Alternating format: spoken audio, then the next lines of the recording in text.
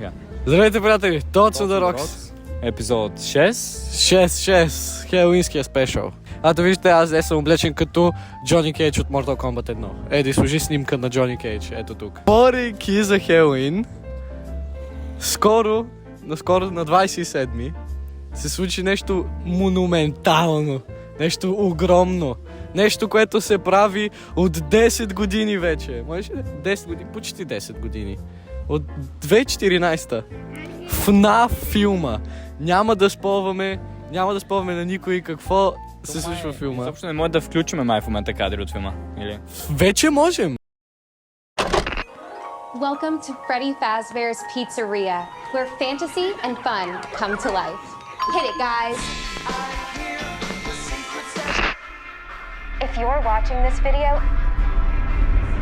it means you've been selected as Freddy's newest security guard. Hello? We're going to have so much fun together.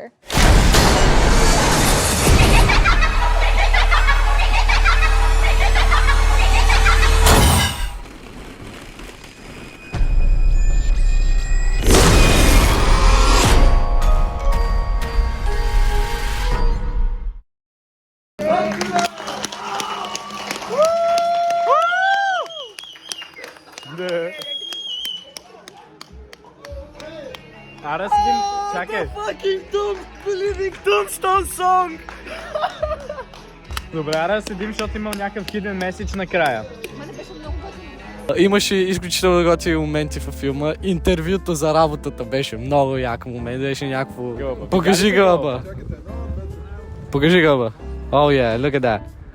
Damn, he walking on the edge of life right now. Пиче ще се самоубие. Добре, знам, че е малко дразнеща тема за някой от вас, но айде малко да се похваля. Сега ще видите новият ми дубайски парфюм. Unboxing. Сега! И както преди малко говорихме, ето го всъщност парфюмът, който тук що закупихме. Yes, sir. Дубайският парфюм. Сега ще го отвориме. Ще ми трябва малко помощ тук. Микрофона го дръж е така, примерно. Да, добре. Окей. Here we are. Камерата добре ли е така? Да. Окей. Отварям.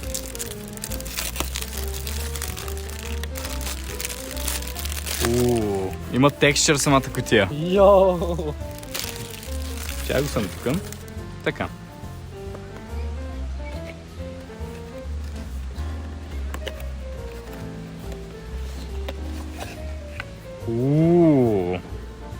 Very nice.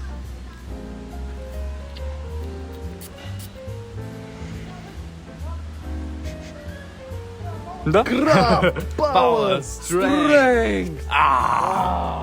Надяваме се да ви е харесал анбоксинга. Да. Quick one minute cutaway gag. Все едно гледаш Family Guy. Да. На мен доста ми допада този парфюм и единственото нещо, което ме кара да си купувам един парфюм е това, че ми се допира до сърцето един парфюм. Като просто си го пръсна и го усещам. Май е време да поканим нашия първи гост. Данзи! Айде! Добре, Данзи, представи се на хората. Аз съм Даниел Михайлов и уча в химията, в неговия клас съм. Щом си в класа на Крис, значи учиш КТТ, нали? Да. Все пак, с какво искаш да се занимаваш след като завършиш? Със сигурност не е с КТТ. За сега не съм го измислил това, но предполагам, че го измисля до близката година.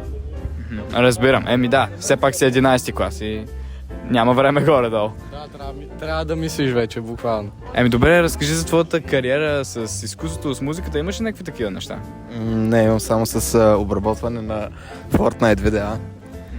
И съм обработвал видеа за около, предполагам, към 2 години за много различни хора. Мога да спомена даже някои, които може би знаете. Данчо, Чили. Обработвах видеа и ги качвах в Twitter, за да получи повече клиенти.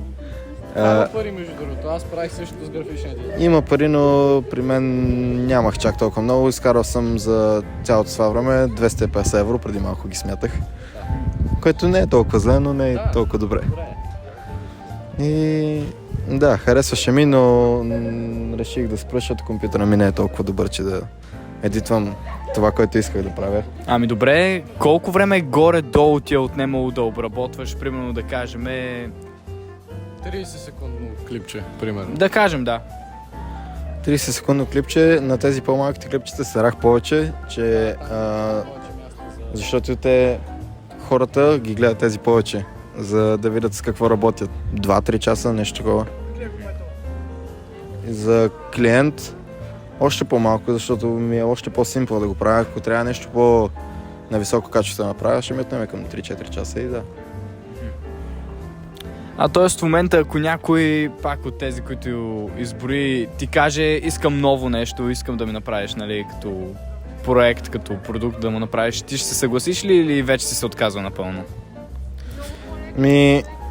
Ако ми платят достатъчно, естествено, че се навия, защото за точната цена правя всичко.